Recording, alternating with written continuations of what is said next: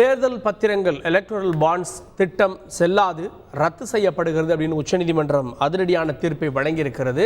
2018 தேர்தல் பத்திரங்கள் electoral bonds கொண்டு வரப்பட்டது. இதன் மூலமாக ஸ்டேட் பேங்கினுடைய 29 கிளைகளில் நாட்டில் அங்கே போய் மட்டுமே ஒரு குறிப்பிட்ட அரசியல் கட்சிக்கு கொடுப்பதற்காக, அதாவது ஒவ்வொரு காலாண்டினுடைய தொடக்கத்தில் இந்த பத்திரங்கள் வெளியிடப்படும். அதை அந்த நிறுவனங்களோ தனிநபர்களோ வாங்க முடியும்.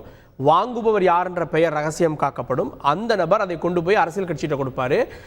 இங்கே அவர் பேங்க்கில் பணமாக கட்டி அல்ல பேங்க்கில் காசோலியாக கொடுத்து இந்த பாண்டை வாங்கிட்டு அந்த பாண்டை அரசியல் கட்சிகளிடம் கொண்டு சேர்ப்பார். அரசியல் கட்சிகள் அதை பேங்க் மூலமாக பணமாக பெற்றுக்கொள்ளும்.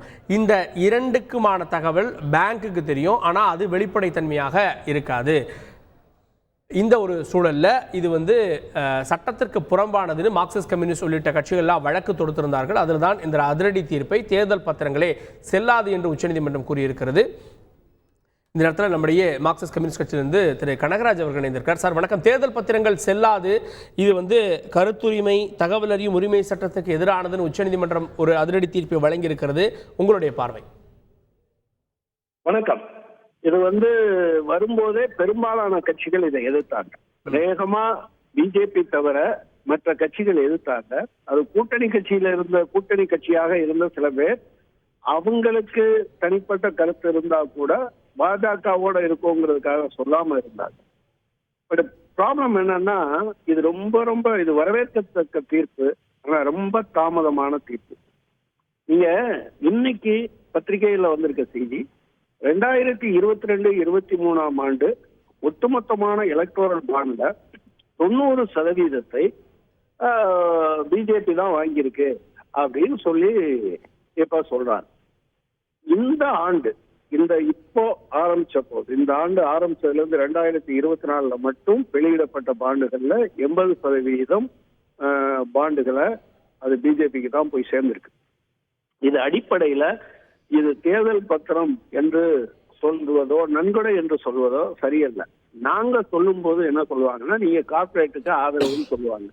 ஆனா இன்னைக்கு உச்ச நீதிமன்றம் என்ன சொல்லியிருக்கு, கார்பரேட்டுகளுக்கு நீங்க trade off, one kind of trade off. நீங்க நான் உனக்கு அரசினுடைய வரிப்பணத்துல, பொதுமக்களுடைய வரிப்பணத்துல, கஜானால இருந்து கொடுக்கிற காசுக்கு எனக்கு திரும்ப இவ்வளவு கொடுத்துரு என்று ஒரு ஊழலை சட்டப்படியாக மாற்றினார்கள் என்று சொல்லணும். இப்ப கூட பாஜகவுக்கு இதனால பெரிய இழப்பெல்லாம் ஒண்ணும் இல்லைன்னு நான் சொல்லுவேன். ஏற்கனவே கடந்த ஆண்டு அவங்களுடைய அக்கௌண்ட ஆடிட் பண்ணும்போது அவங்க என்ன சொல்லியிருக்காங்க அப்படின்னு சொன்னா, அவங்களுக்கு அக்கௌண்ட்ல இருக்கக்கூடிய போன வருஷம் மட்டும் வட்டி மட்டுமே 237 கோடி. நீங்க காங்கிரஸ் கட்சியினுடைய ஒட்டுமொத்த நன்கொடை 171 கோடி, பிஜேபி வச்சிருக்க ஃபண்டுக்கு வட்டி மட்டுமே 237 கோடின்னா எந்த அளவுக்கு அவங்க பண்ணியிருப்பாங்கன்னு தெரியும். எனவே இன்னும் ஒரு 4-5 தேர்தலுக்கு தகுந்த மாதிரி அவங்க சேர்த்து வச்சிருக்காங்க. இதை வெளிப்படையா, அதாவது எல்லோரும் எதிர்த்த போதும் அதை மீறி இதை செய்த பாஜக இந்திய மக்களிடம் பகிரங்கமாக மன்னிப்பு கோர வேண்டும். செய்திகளை உடனுக்குடன் தெரிந்து கொள்ள உடனே சப்ஸ்கிரைப் பண்ணுங்க.